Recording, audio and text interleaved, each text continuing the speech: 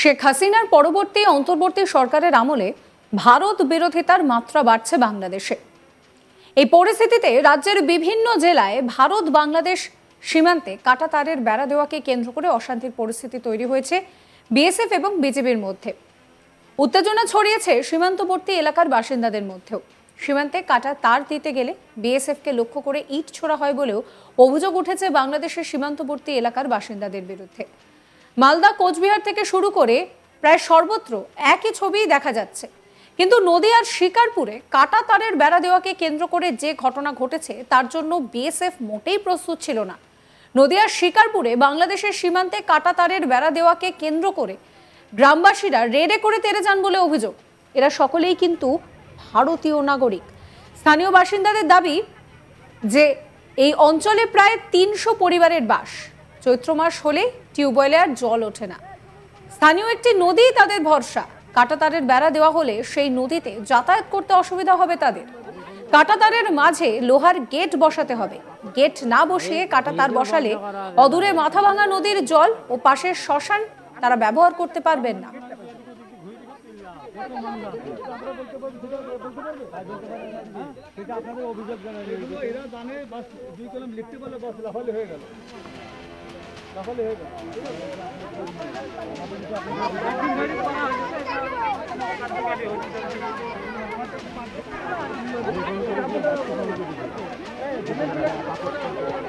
Video বন্ধ করা হবে না।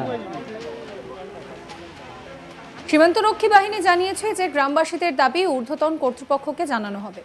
একটি অংশ ছেড়ে বাকি অংশে কাঁটাতার বসানোর কাজ ইতিমধ্যেই শুরু করার পরিকল্পনা নিয়েছে সীমান্তরক্ষী বাহিনী।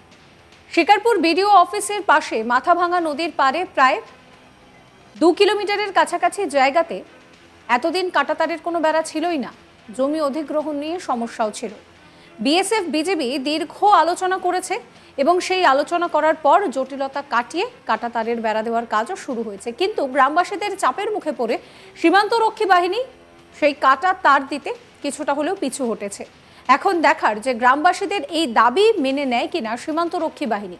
যদিও এখনো পর্যন্ত বিএসএফ এর উচ্চপদস্থ কর্তাদের তরফ থেকে কোনো রকম কোনো প্রতিক্রিয়া পাওয়া যায়নি।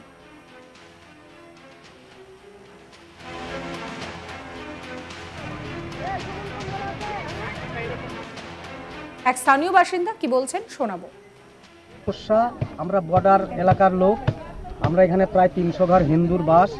এখানে আমাদের যে ফেন্সি তার কাটা হচ্ছে, আমরা এই তার কাটা এখানে একটা গেট চাই। আপনারা কি এই যে তার কাটা হচ্ছে তার কাটা বিরোধী? আপনারা? আমরা তার কাটার পক্ষে।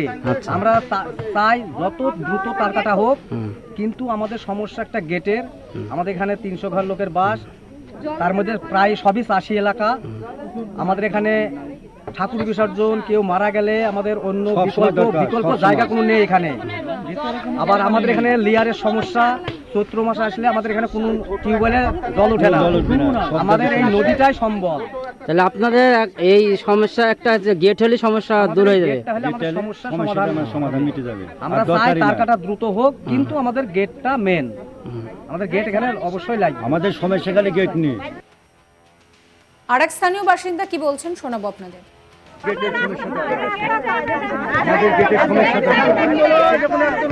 আমাদের গেটটা প্রয়োজন, তাছাড়া আমাদের তার কাটার কোনো প্রবলেম নেই। আমাদের গেটের প্রয়োজন, আমাদের গেট দিক মিটে যায়, এইটা আমাদের সমস্যা। একটা গেট হলে কি সমস্যার সমাধান হবে আপনাদের? আমাদের এখানে হইলে সমাধান মিটবে।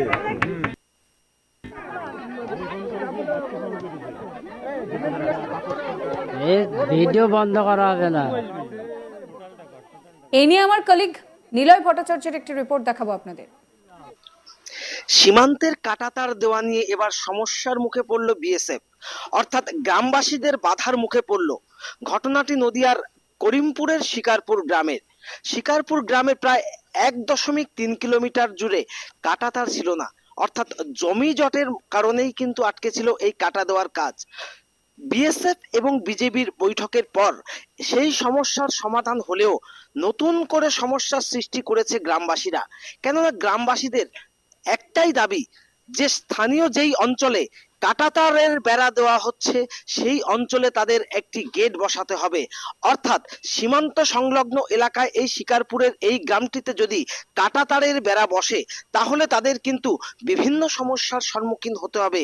তার প্রথমত তারা ওই এলাকায় কিন্তু চৈত্র মাস এলেই পানীয় জলের সংকট দেখা দেয়, অর্থাৎ টিউবওয়েল দিয়ে জল ওঠে না।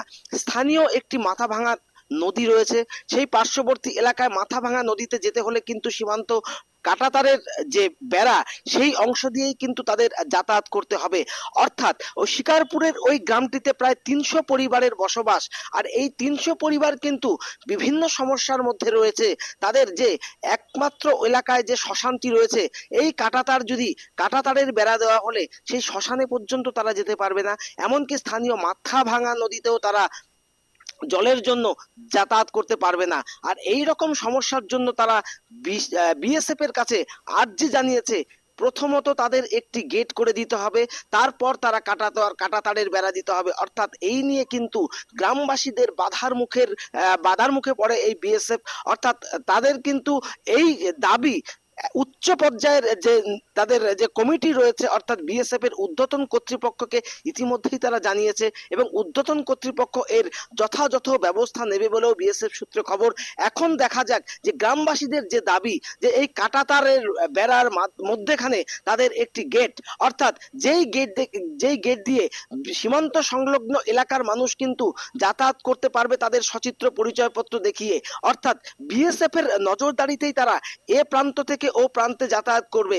আর সেই কারণেই তারা প্রথমত এই বাধা সৃষ্টির একটা পরিকল্পনা নিয়েছে এবং প্রায় 300 পরিবার একত্রিত হয়ে প্রথমত এই বিএসএফ এর কাজে বাধা দান করলো। আমরা জানি বাংলাদেশের এই কঠিন পরিস্থিতির পর কিন্তু সচেষ্ট বিএসএফ তারা কোনো রকম ফাঁক ফোকর রাখতে চাইছে না। তবুও নদিয়ার বিভিন্ন এই ক্যাম্প, অর্থাৎ যে বিএসএফ এর যে ক্যাম্প রয়েছে বা কাঁটাতার সীমান্ত পেরিয়ে কিন্তু অনুপ্রবেশকারীরা কিন্তু ভারত ভূখণ্ডে প্রবেশ করছে এবং বিভিন্ন থানার মাধ্যমে আমরা প্রতিদিন দেখছি যে বাংলাদেশি অনুপ্রবেশকারীরা কিন্তু ধরা পড়ছে। অর্থাৎ বাংলাদেশের যে অনুপ্রবেশকারী তাদের ঠেকাতে কিন্তু অত্যন্ত তৎপর বিএসএফ। আর তাই তারা সীমান্ত সংলগ্ন এলাকায় যেখানে যেখানে কাঁটাতার ছিল না সেখানে কিন্তু কাঁটাতার লাগাতে নতুন করে তারা এই কাঁটাতার লাগাতে তারা উদ্গ্রীব হয়েছে এবং স্বাভাবিকভাবেই দেখা যাচ্ছে প্রথমত এই গ্রামবাসীদের বাধার মুখে পড়লো বিএসএফ। তাদের একটাই দাবি যে কাঁটাতারের মধ্যখানে তাদের জন্য গেট করে দিতে হবে যাতে তাদের পানীয় জলের সংকট, এমনকি মাত্র গ্রামে একটি শ্মশান রয়েছে সেখানেও যাতে তারা অবাধে যাতায়াত করতে পারে, এটাই কিন্তু তাদের মূল দাবি। নদিয়ার শিকারপুর বাংলাদেশ সীমান্ত, সেখানে কাঁটাতারের বেড়া দেওয়ার কাজ চলার সময় গ্রামবাসীরা রীতিমতন তেড়ে করে যান। তার কারণ তারা একটাই কথা বলছেন যে তাদের জলের সমস্যা রয়েছে, সেই সমস্যার দিকে আগে নজর দিতে হবে। সাবস্ক্রাইব করবেন আজ তাক বাংলার ইউটিউব চ্যানেলকে, ফলো করবেন হোয়াটসঅ্যাপ চ্যানেল।